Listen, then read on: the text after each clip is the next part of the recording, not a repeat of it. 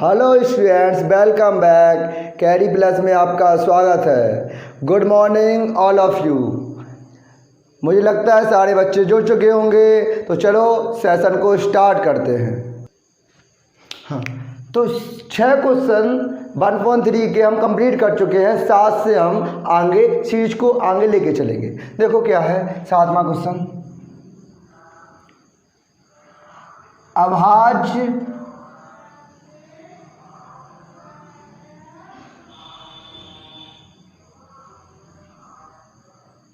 गुणनखंड विधि द्वारा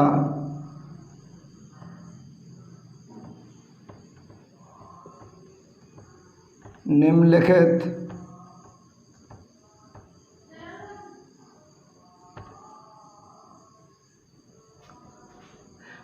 इनमें क्या है, सबके जो एचसीएफ और पूर्णांकों के एचसीएफ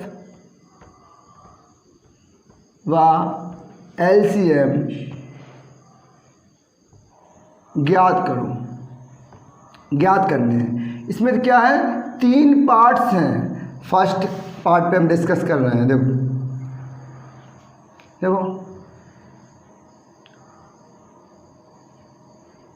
12, 12, 15 और 21। देखो अब सब क्या है, इनका हमें एलसीएफ और एचसीएफ दोनों फाइंड आउट करने हैं। तो समझिएगा कैसे करें। अब इसमें ये तो नहीं लिखा है का गुणनखंड विधि द्वारा, तो गुणनखंड विधि द्वारा ही निकालेंगे। 12 का निकालें आसान से, 2 से करेंगे, 2 से 2 छक 12, 6 आएगा यहाँ, 2 से करेंगे 2 तिया 6, 3 आएगा, 3 एकम 3, 1 आ गया, 1 आ गया। जब तक निकालते हैं, जब तक यहाँ 1 नहीं आ जाता, ये तो पता होगा आपका, बचपन समान रहा होगा। तो आई थिंक 3rd क्लास से एलसीएम एचसीएफ है। अब 3 से करें 3 5 15, 5 एकम 5, यहाँ 1 आ गया, 1 आ गया बस। अब नेक्स्ट 21 का कर लें। 21 का हम करें तो देखो 3 7 21, 7 एकम 7 हो गया। अब देखो क्या हो गया, 12 हो गया। 12 का क्या कर सकते हैं हम, 2 गुणे 2 गुणे 3, इस टाइप के हमने फैक्टराइज कर लिए। 15 का क्या करेंगे, 15 का हो जाएगा 3 5 × 3, और 21 का हो जाएगा 7 × 3। हमने क्या उल्टा इसलिए लिख लिया कि इसलिए इससे आपको प्रॉफिट हो जाएगा कि देखो एचसीएफ क्या होता है, एचसीएफ। हाँ अच्छा, आप कोई पूछ रहा है एचसीएफ और एलसीएम क्या होता है। आपने I think last class attempt नहीं की, उसमें हमने बताया था एचसीएफ मतलब होता है हाईएस्ट कॉमन फैक्टर और एलसीएम मतलब होता है लीस्ट कॉमन मल्टीपल। देखो हाईएस्ट कॉमन फैक्टर क्या है, एचसीएफ वो संख्या है, ऐसी संख्या है जो तीनों में कॉमन हो, वो क्या होंगी, एचसीएफ होगा। और एलसीएम क्या होगा बेटा, एलसीएम वो होगा जो तीनों में कॉमन तो है, वो तो लेना ही है, जो कॉमन नहीं है उसको भी हमें लेना है। अब यहाँ देखो तो आप कहेंगे कि सर इसमें 3 तीनों में कॉमन आ रहा है ना, तो आप कह देंगे एचसीएफ तो 3 हो जाएगा, एचसीएफ क्या हो जाएगा 3। और एलसीएम क्या होगा, समझिएगा हमने क्या कहा, जो कॉमन है ना उसको तो सिर्फ एक ही बार लेना है, तो ले लिया। जो बचा कुछ हुआ नंबर है वो सारे लेने हैं। 2 कितने टर्म्स है, 2 टर्म्स ले लेंगे। 3 कितने टर्म्स है, 1 टर्म्स ले चुके हैं। 5 बचा है और 7 बचा है। इन सब का मल्टीपल कर दो, जो मल्टीपल करने पे आएगा वही हमारा एलसीएम हो जाएगा। देखो कैसे करेंगे, 7 पना 35, 35 दूनी 70, 70 दूनी हो गया 140, 140 दूनी 14 तिया 42, 420। तो हमारा 420 क्या निकल के आ गया, 420 हमारा एलसीएम निकल के आ गया। ठीक है, इतना कोई डाउट, गॉट इट। अब नेक्स्ट क्लास क्वेश्चन चलें। नेक्स्ट क्वेश्चन बहुत ईजी है, बहुत ईजी क्वेश्चन है। 17, 23 और 29 का एचसीएफ और एलसीएम ज्ञात करो। तो इजी क्या है इसमें, क्योंकि सब बताओ, आप बताओ 17 23 और 29, ये क्या है? ये तो प्राइम नंबर है, आभाज्य संख्या है, मतलब ये किसी से नहीं कटने वाली, सिर्फ अपने ही टेबल से कटेंगी। अब हम एक सेशन लेके आने वाले हैं, शॉर्ट सेशन होगा हमारा आभाज्य संख्या वाला। हम कैसे 1 to 100 कोई भी संख्या मात्र सेकंडों में कैसे पहचान लें कि ये आभाज्य संख्या है कि नहीं है। ठीक है, अब देखो पहले 17 तो क्या है? ये तो अभाज्य है, सिर्फ 17 से ही कटेगा। इतनी बात मेरी समझ पा रहे हैं आप? अब 23 क्या है? 23 भी क्या है? प्राइम नंबर अभाज्य संख्या है, सिर्फ 23 से ही कटेगा। 29 भी क्या है? अभाज्य संख्या है, सिर्फ 29 से ही कटेगा। अब देखो, अब इसमें एलसीएम क्या और एचसीएफ कैसे निकालें, समझे? 17 है तो 17 को मैं क्या इसमें लिख लूँ, 17, 23 का 23। आप कहेंगे सर अगर ऐसा है तो हम इसमें एचसीएफ कैसे फाइंड कर पाएंगे, हम कैसे पहचानेंगे एचसीएफ क्या होगा? देखो, क्या मैं इसमें अगर 1 का मल्टीपल करा दूं, 1 का मल्टीपल कर दूं 1 का, तो बताओ कुछ चेंजमेंट आने वाला? नहीं आने वाला ना। 17 एकम 17, इसमें भी 1 का मल्टीपल करा दूं 23 एकम 23, इसमें भी 1 का मल्टीपल करा दूं 29 एकम 29। ठीक है, हो गया। अब क्या करें? आप कहें सर अब दिख रहा है आपको एचसीएफ तो क्या हो जाएगा? जब अब एचसीएफ कहेंगे, अब दिख रहा होगा एचसीएफ 1 तीनों में कॉमन है ना, तो 1 हो गया, हो गया। अब एलसीएम क्या होगा? एलसीएम हो जाएगा 1, तो 1 का तो मल्टीपल वही रहेगा और सबका क्या करना है? 17, 23 और 29 का मल्टीपल करेंगे आप। जो मल्टीपल आएगा वही आपका एलसीएम होगा। देखो हम कर दें, देखो कैसे करेंगे। 17 से करें, 17 तिया 51, 51 की 1 आएगा, 5 कैरी हो जाएगी, 7 दूनी 34, 34 5 39, 391 हो गया। अब 29 का कर दें। ठीक है, अब देखो 9 एकम 9, 9 ने 81, 8 हासिल, 9 तिया 27, 8 36। ठीक है, ठीक है, चेक करो। 2 1 जा 2, देखो 2 1 जा 2, 2 ने 18, 1 हासिल, 2 6 7। देखो देखो मैं आपको यहाँ कर रहा हूँ ना, आप पेन कॉपी लेके मेरे साथ ही किया करें। आज तक ऐसी कोई रॉकेट साइंस नहीं हुई कि मैंने पढ़ाया, आपने विदाउट पेन कॉपी के देख लिया लेक्चर, आपको कंप्लीट हो गया। आज तक ऐसी साइंस जनरेट नहीं हुई। आपको भी मेरी तरह आपको प्रैक्टिस करनी पड़ेगी। जब तक आप प्रैक्टिस नहीं करेंगे आपको मैथ नहीं आने वाली। देखो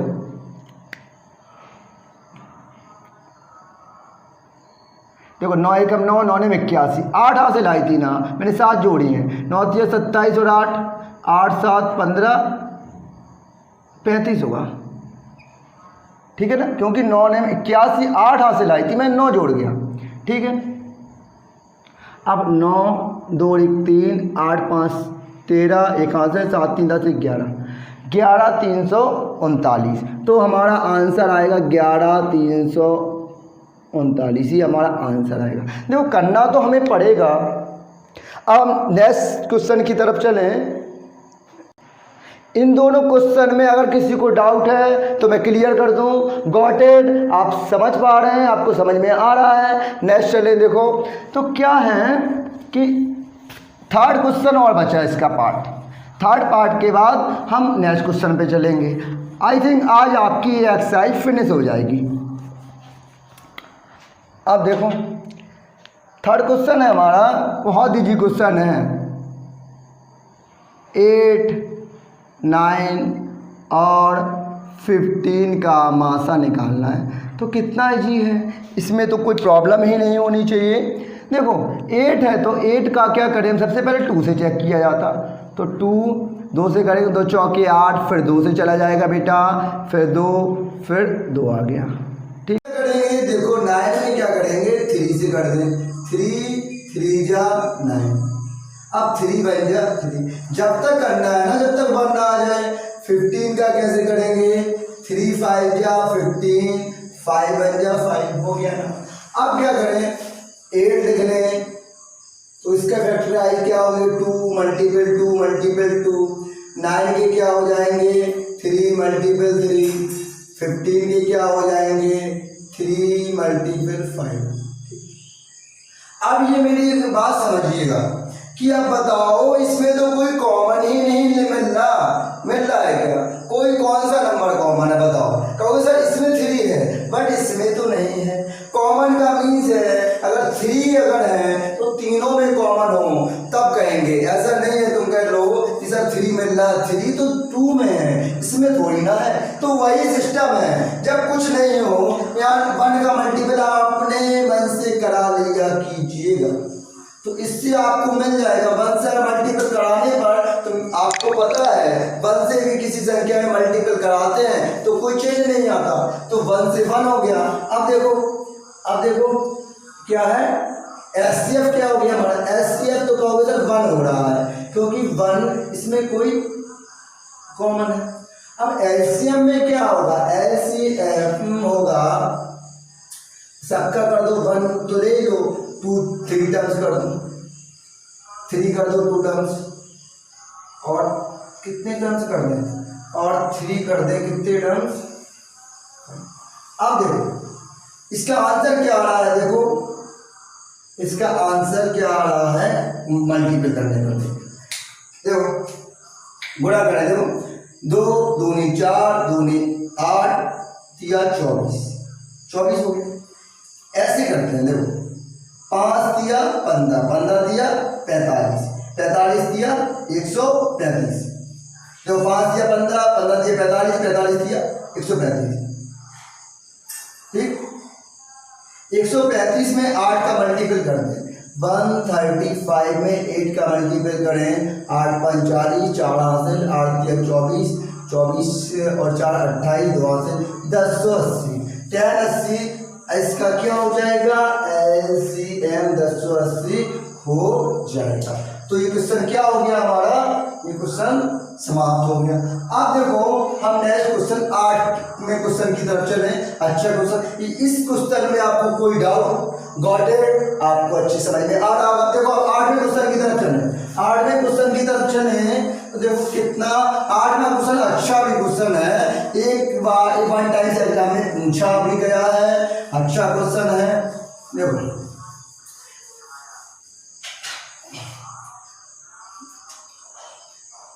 दिया है कि एचसीएफ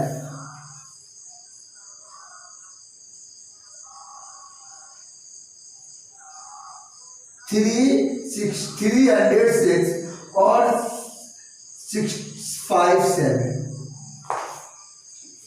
का एचसीएफ दिया है 9। क्या दिया? एचसीएफ। और निकालना क्या है? इसका एलसीएम याद करना है। इसका जो संख्या है इसका एचसीएफ दिया है 9, लेकिन इसका एलसीएम हमें 306 और 657 का निकालना क्या है? एलसीएम याद करो। अब हमारे सवाल को अच्छे से समझें।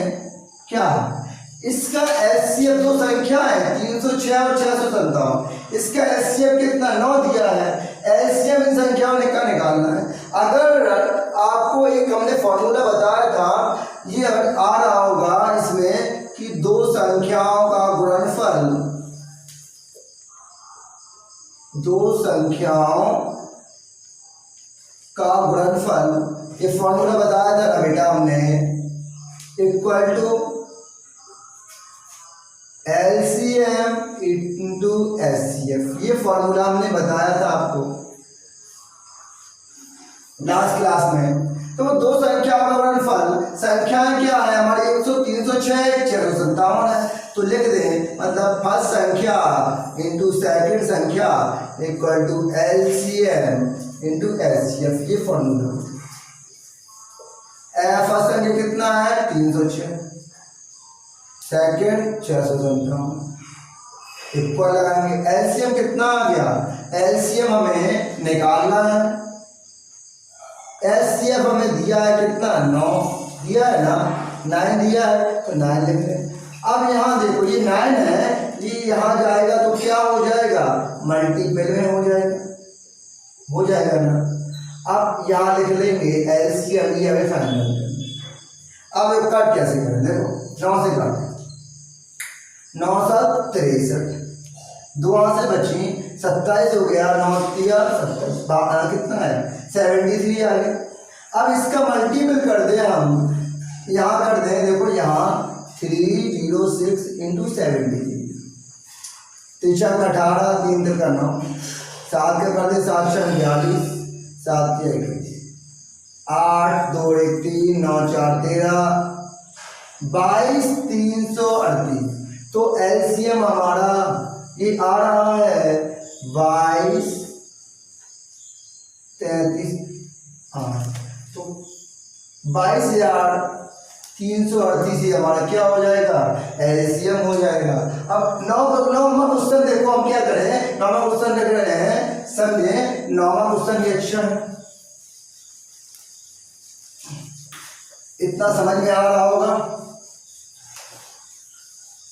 देखो 9 क्वेश्चन हमारा है कि कहा गया, उसे प्रूव करवाना है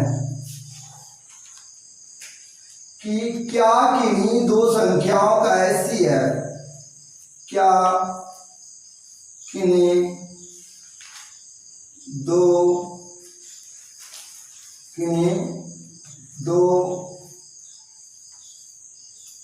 संख्याओं का एचसीएफ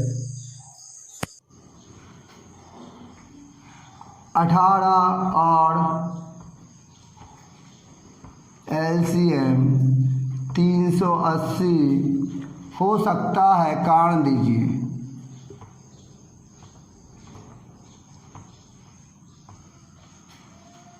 कारण दीजिए।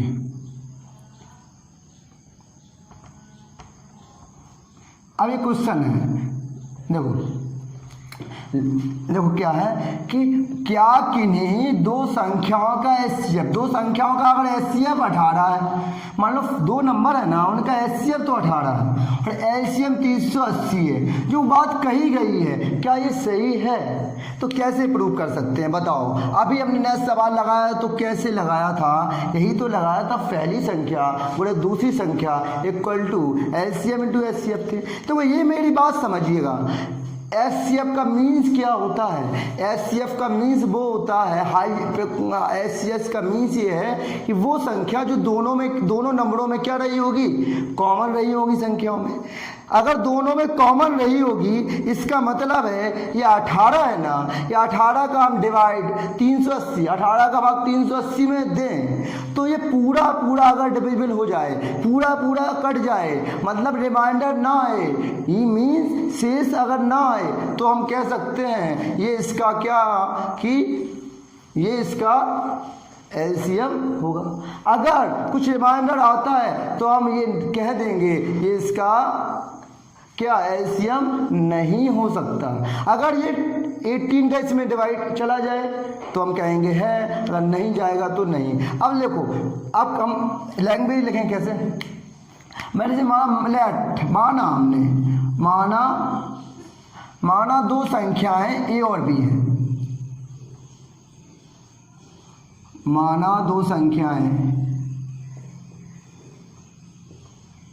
ए और बी है, लेट सपोज कर लिया ए और बी है, ठीक। अब ये दो संख्याएं ए और बी है, चूंकि ए और बी का मासा कितना है, ये संख्या ए है और ये क्या है बी, इनका मासा कितना है 18 है ना, तो हम कहेंगे चूंकि संख्याएं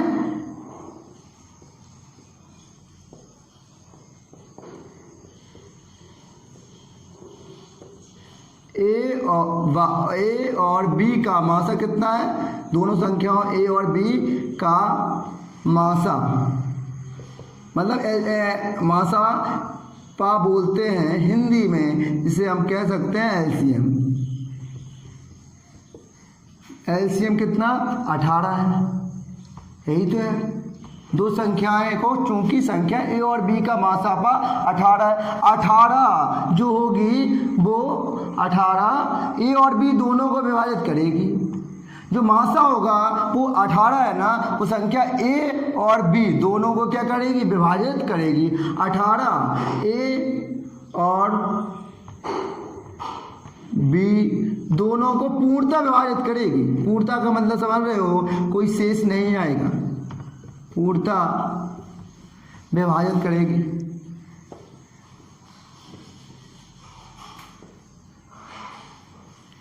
इतनी बात मेरी समझ पा रहे हैं? जो मैंने लिखा है, जो लिखा है समझ पा रहे हैं? क्यों करेंगी? क्यों? और कहा गया चूंकि संख्या ए तथा बी का लासा क्या कहा गया संख्याएं ए और बी का मासा कितना है? बी का अब लासा कितना है? लासा एलसीएम कितना कहा गया? 380 है।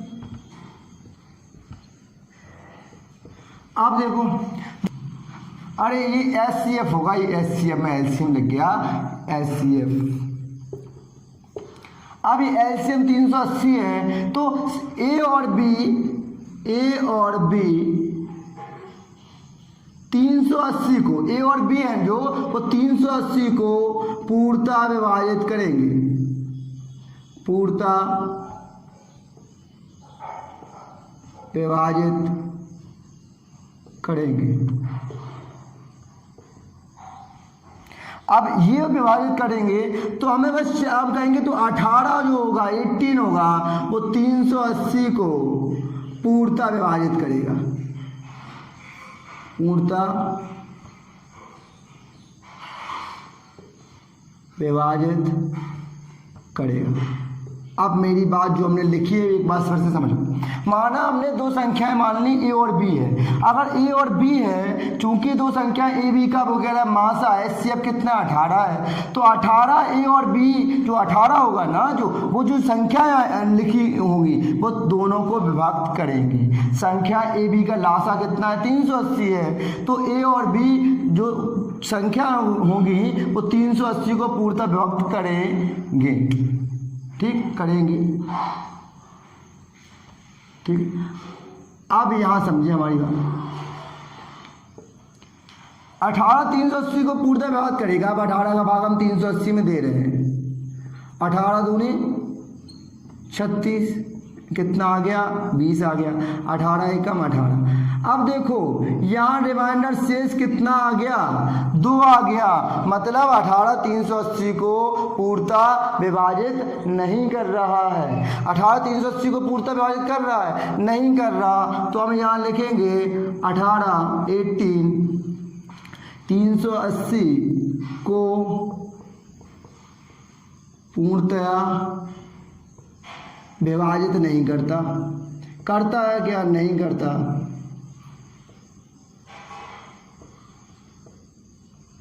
नहीं करता। तो हम कह सकते हैं क्या कि इसका नहीं करता, तो इसका क्या एचसीएफ ये 380, वो कह रहा 380 होगा, 380 नहीं हो सकता। अगर ये पूरा विभक्त कर जाता बेटा तो हम कह सकते थे कि हाँ पूरा विभक्त कर रहा है, तो इसका जो एस मतलब जो है एलसीएम वो क्या होगा? 380 होगा। लेकिन यहाँ पूर्णतः विभक्त नहीं कर रहा है, तो हम कह सकते हैं कि ये इसका मासा एचसीएफ 380 नहीं हो सकता। सॉरी, एलसीएम नहीं हो सकता, इसका एलसीएम 380 नहीं हो सकता। हाँ, तो 9 भी कंप्लीट हो गया। आप देखो 10वें सवाल की तरफ चले।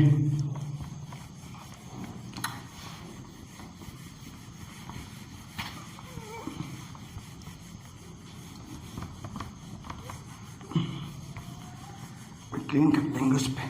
देखो 10वां सवाल क्या है हमारा? का दो संख्याएं, देखो दोनों ही संख्याएं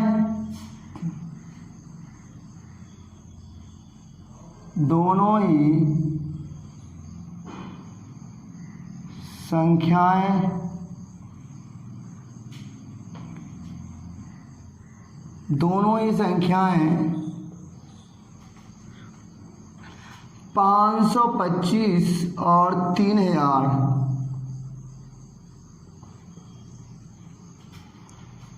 केवल 3, 5, 15, 25 और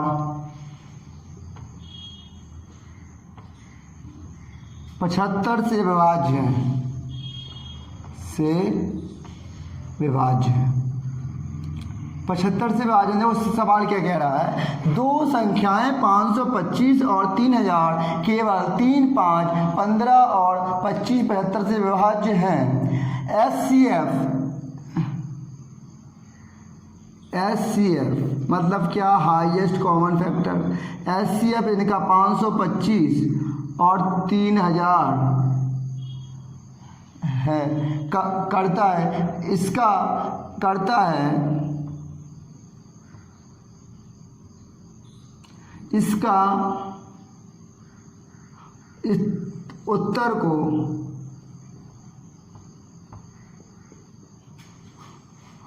औचायित कीजिए। इसका मतलब समझ रहे हैं कि इसको हमें करना कैसे होगा।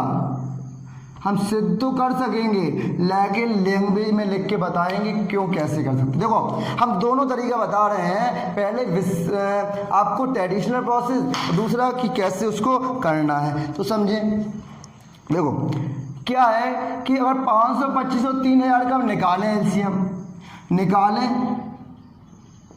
तो क्या होगा, 525 और 3000 का 5 से करेंगे, 5 का 5, 0, 5 25, 5 से करेंगे, 5 दूनी 10, 1 आ गया, 3 से कर दो, 3 7 21, 7 से कर दो, अब 3 से कर दो, 1000 हो गया, 1000 हो गया। अब क्या करें, फिर करो 2 से, 500 हो गया, फिर 2 से कर दो, 250 हो गया, फिर 2 से कर दो, 125 हो गया, फिर 5 से कर दो, 25 हो गया, फिर 5 से कर दो, 25, 5 हो गया, फिर ये हो गया। इतनी बार मेरी समझ पा रहे हैं, ठीक है। अब देखो 525 इक्वल टू, हम क्या कर रहे हैं समझिए कि हमारे फैक्टर हैं 5 × 5 × 3 × 7 और 3000 क्या है, इसके फैक्टर हैं 3 × 2 × 2 × 2 × 5 × 5 × 5, यही है ना। अब हमने क्या बताया आपको, एचसीएफ हाईएस्ट कॉमन फैक्टर वो होता है जो दोनों में कॉमन हो रहा हो। तो कहेंगे सर 5 ये है ना, 5 दोनों में ये कॉमन हो रहा है, एक 5 ये कॉमन हो रहा है और एक 3 कॉमन हो रहा है। तो एचसीएफ हमारा कितना आ गया है, 5 × 3 × 3 मतलब 75। इसका एचसीएफ क्या आएगा, 75। लेकिन हमने दिखा तो दिया 75। अब देखो हम लैंग्वेज में कैसे लिखेंगे, देखो चूंकि जो बड़ी से बड़ी संख्या होती है, एच मतलब एचसीएफ का फुली फॉर्म क्या है, हाईएस्ट कॉमन फैक्टर। मतलब ये सारे फैक्टर है ना, सारे फैक्टर में 75 है सबसे बड़ा फैक्टर है। अब लेकिन ये चेक करो 75 स्मॉल फैक्टर है, वो सब 75 से डिवाइड है क्या, देखो 3 से करेंगे तो 25 बार कट जाएगा, ये हाँ डिवाइड है। 5 से करेंगे तो 15 बार कट जाएगा, हाँ डिवाइड है। 15 से करेंगे 5 बार डिवाइड है, 25 से करेंगे 5 बार डिवाइड है। तो सबसे बड़ा हाईएस्ट कौन दिख रहा है, हाईएस्ट कौन फैक्टर 75 है ना, तो आंसर तो 75 ही है। अब लिखना इस प्रकार है कि चूंकि वह बड़ी से बड़ी संख्या जो दी गई संख्या को, देखो लिखेंगे इस प्रकार, चूंकि वह बड़ी से बड़ी संख्या, चूंकि वह बड़ी से बड़ी संख्या, देखो जो बड़ी से बड़ी संख्या जो दी गई संख्या से, जो दी गई संख्या को जो दी गई संख्या को पूर्णतः विभक्त करे,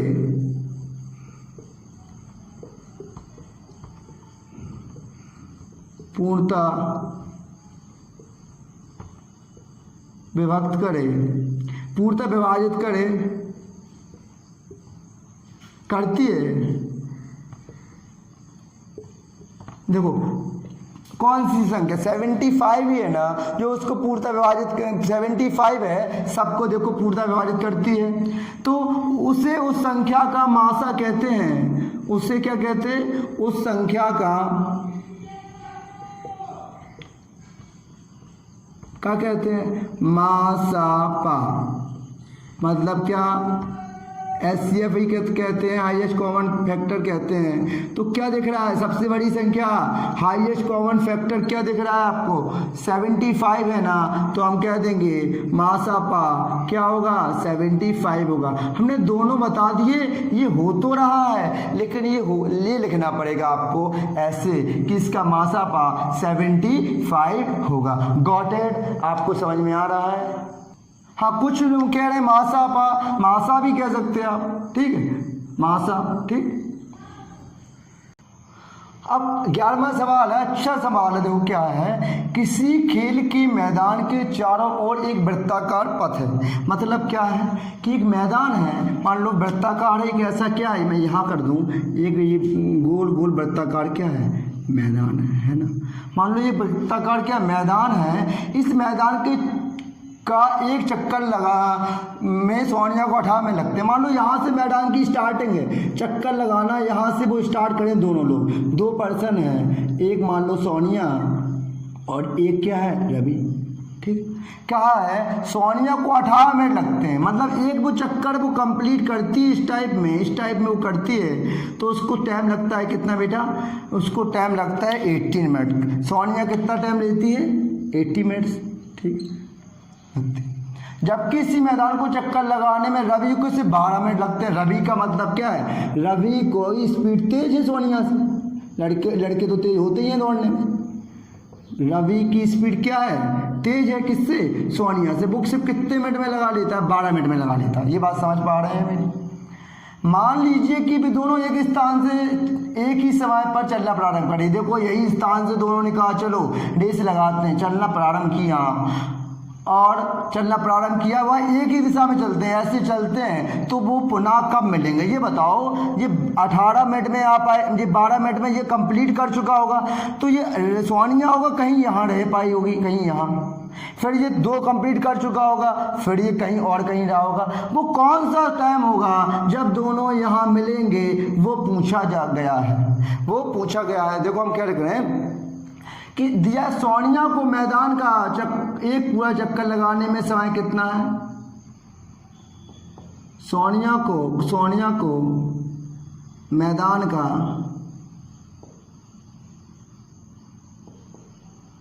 एक पूरा चक्कर लगाने में लगा समय है 12 मिनट, यही है ना, 12 मिनट है। अब रवि को मैदान का एक पूरा चक्कर लगाने में लगा समय, ये है कितना? सोनिया को कितना लग रहा है? सॉरी 18 मिनट है, ये 12 तो रवि का है ना। रवि को मैदान का एक पूरा चक्कर लगाने में लगा समय कितना है? 12 मिनट। अब बताओ 12 और ये है, इन दोनों का हम क्या ले लें? इन दोनों का हम एलसीएम ले लें। जो एलसीएम आएगा वही समय होगा जब दोनों रवि और सोनिया एक दूसरे को इस स्थान पर मिलेंगे। तो देखो 12 और 18 है, तो 12 का निकालें, 2 चक 12, 2 तिया 6, 3 एकम 3। 18 का निकालें, 2 नम 18, 3 तिरका 9, 3 एकम 3। अब आपको एचसीएफ हमने अभी बताया है कि कैसे 12 है, 12 का लिख लेंगे हम 2 गुणे 2 गुणे 3, 18 का 2 गुणे 3 गुणे 3। अब देखो एचसीएफ क्या होता है, कहेंगे एलसीएम, एलसीएम निकालना पड़ेगा। एलसीएम क्या होता है, जो कॉमन है वो तो लेना ही है, एक बार जो नहीं है वो भी लेना है। 2 मल्टीपल 2 मल्टीपल 3 मल्टीपल 3, देखो यही होगा। हाँ देखो जो कॉमन है उसको तो एक बार लेना है, 2 और 3 हमने ये ले लिए 2 3, और जो नहीं है वो भी लेना है। इसका मल्टीपल करें, 3 का 9, 9 दूनी 18 दूनी 36, इसका मतलब 36 का मतलब 36 मिनट बाद रवि और सोनिया रवि और सोनिया एक दूसरे से मिलेंगे। लिखेंगे 36 मिनट बाद रवि और सोनिया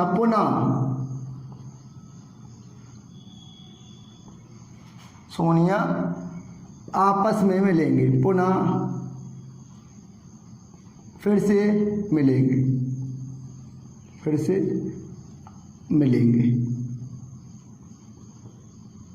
ठीक है, समझ में आया बेटा। वो समय क्या होगा, वो एलसीएम होगा। इन दोनों का जो एलसीएम निकालेंगे वो समय ये होगा जब दोनों इस यहाँ एक दूसरे पर मिल रहे होंगे। ठीक है, देखो 12वां सवाल है, अच्छा सवाल है, थोड़ा समझिएगा।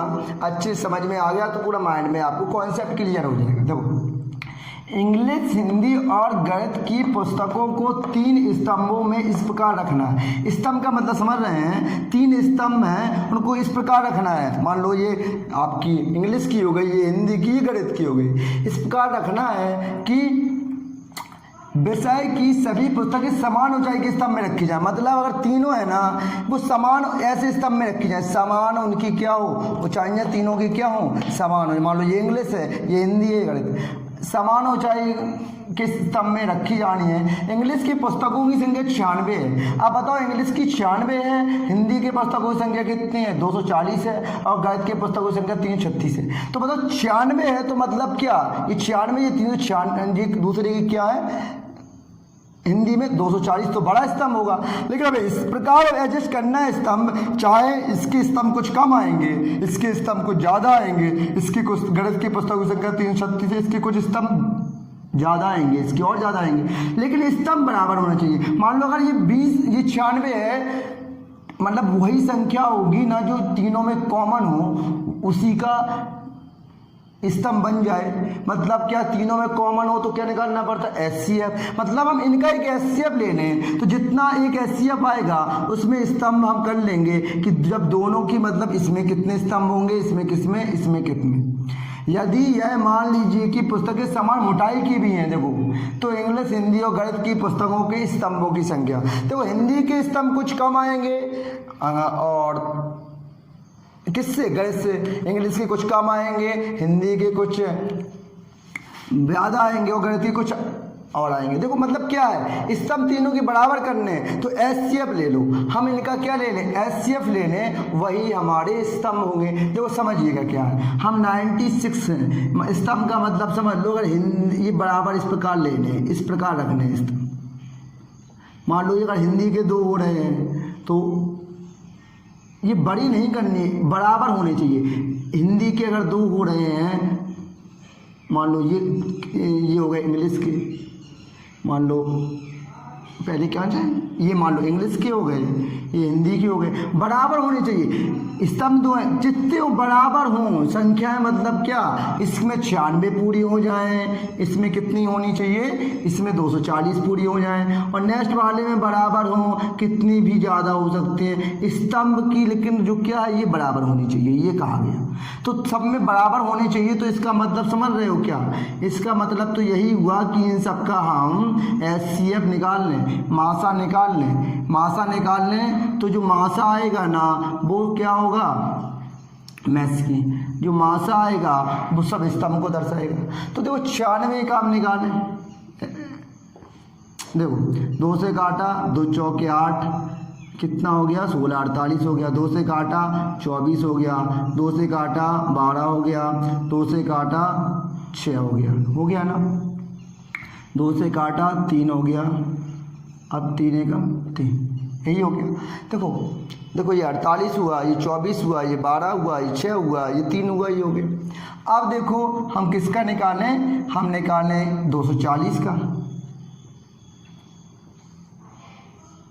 ठीक, 240 में क्या, 2 से काटेंगे 120, फिर 2 से काटा तो 60, फिर 2 से काटा 30, फिर 2 से काटा 15, फिर 3 से काटा, फिर 5 से काटा, 1 आ गया।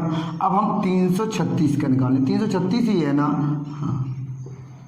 2 से काटो, 2 एकम 2, 13 हो गया, 2 छक 12, 1 दूर 16, फिर 2 से काटो 84 हो गया, फिर 2 से काटो, देखो 2 चौके 8, 2 दूनी 4, 42 हो गया, फिर 2 से काटो 21 हो गया, फिर 3 से काटो 73, 21 हो गया, फिर 7 से काट दो, ये हो गया ना।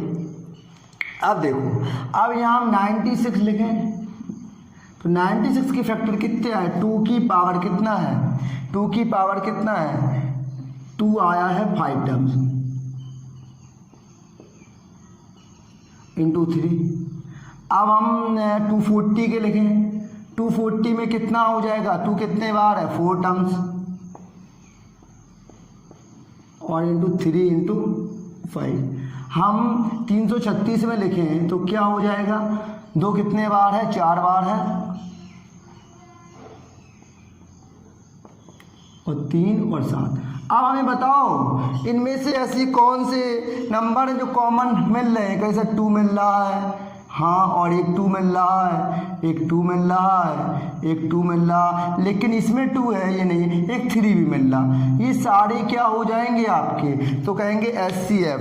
यहाँ हमारा HCF आ जाएगा, कितना आ जाएगा समझो, 2 गुणे 2 गुणे 2 गुणे 2 गुणे 3। आप मल्टीपल कर लें, 2 दूनी 4, दूनी 8, दूनी 16, 16 थी 48, 48 आ गया। ये 48 क्या डिनोट कर रहा है, 48 ये डिनोट कर रहा है, एक स्तंभ हमारा 48 का होगा, 48 का होगा एक स्तंभ, ये डिनोट कर रहा है, ये डिनोट हमारा कर रहा है। हम करें, इसको इरेज कर दें तो हम देखो कैसे करें।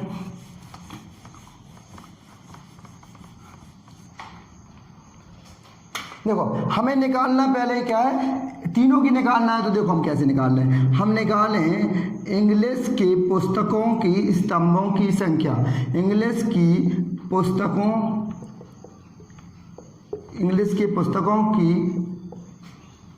के स्तंभों की संख्या कितनी होगी। पहले तो देखिए हम इंग्लिश की पुस्तकें हैं कितनी, स्तंभों की संख्या देखो कितनी है इंग्लिश की पुस्तक, तो कहेंगे इंग्लिश की पुस्तक हमारी 96 है, 96 96 लिख लें हम, अपॉन हमारा एक स्तंभ कितना है 48 का आया है, तो हम कट कर दें 48 दूनी 96, तो मतलब क्या आ गया, इंग्लिश के कितने स्तंभ होंगे, इंग्लिश के 2 स्तंभ बनाने पड़ेंगे। समझ में आ रहा है, स्तंभ हो गए। ठीक है, अब हम किसके निकालें, इंग्लिश के बाद हिंदी के निकालें, हिंदी की पुस्तकों के स्तंभों की संख्या निकालें, हिंदी की पुस्तकों के स्तंभों की संख्या, तो देखो कितना हो जाएगा, कितने हैं पुस्तकें हिंदी की, कहेंगे सर 240 है, 240 बटे 48, तो काटे हम 24 एकम 24, 24 दूनी 48, 10 बार कटा, 5 बार कट गया, तो कितने स्तंभ आ गए, तो कहेंगे 5 स्तंभ जो लग रहे होंगे हमारे वो हिंदी के होंगे। आप गणित की निकालें, गणित की पुस्तकों की स्तंभों की संख्या, गणित की पुस्तकों के स्तंभों की संख्या, तो देखो क्या कितनी है गणित की, हमारी गणित की है 336 बटे 48, देखो काटे हम, देखो कितने से काट दें, 7 से कटेगा, देखो 7 8 56, 4 हाथ से 7 चौके 28, 28 5 33, इस 7 बार पूरा कट रहा है। तो इसका मतलब हुआ हमारा 7 स्तंभ हमारे किसके होंगे, गणित के होंगे। तो ये हमारा क्या हो गया, आंसर हो गया। इतना आपको समझ में आया। सवाल अच्छा है, बहुत ही अच्छा सवाल है। देखो क्या है, इंग्लिश की पुस्तकों की संख्या, हाँ मैं रिपीट कर रहा हूँ, कमेंट्स आया मैं रिपीट कर रहा हूँ, समझो। इंग्लिश देखो सबसे पहले क्या था, 96 पुस्तक थी आपकी इंग्लिश की, 240 थी हिंदी की, 336 थी किसकी, गणित की। हम वो संख्या लेनी है जो कहा गया है समान ऊंचाई की हो। यह मान लिया जाए पुस्तकें समान मोटाई की हो, मतलब अगर तीनों इस प्रकार रखनी है बराबर, मान लो ये तीनों हम ले लें, सपोज तीनों बराबर हैं, लेकिन स्तंभ ज़्यादा हो सकते हैं, क्यों, ये पुस्तकें कम है, 96 हैं, ये मान लो 240 है, ये कितना 336 है, तो इसके स्तंभ कम आएंगे, इसके थोड़ा ज़्यादा, इसके थोड़ा ज़्यादा आएंगे। लेकिन 48 के तीनों आए हैं, जो हमारा मासा निकल के आया वो 48 का आया, 48 में हमने भाग कर दिए तो सबके स्तंभ निकल आए। आई होप आपको अच्छे समझ में आया होगा, आपने आज के सेशन को अच्छे से एंजॉय किया होगा। तो देखो आप हमसे जुड़े रहें, आप डेली लेक्चर को अटेंड किया करें और हमारे चैनल को लाइक करें, सब्सक्राइब करें और अपने दोस्तों तक शेयर करें, और जो बेल आइकन है ना वो दबाना ना भूलें, क्योंकि जब हम वीडियो जैसे ही आपकी लाइव आए तो क्या हो, तो आपकी नोटिफिकेशन पहुंच जाए। Thank you, thanks for the class.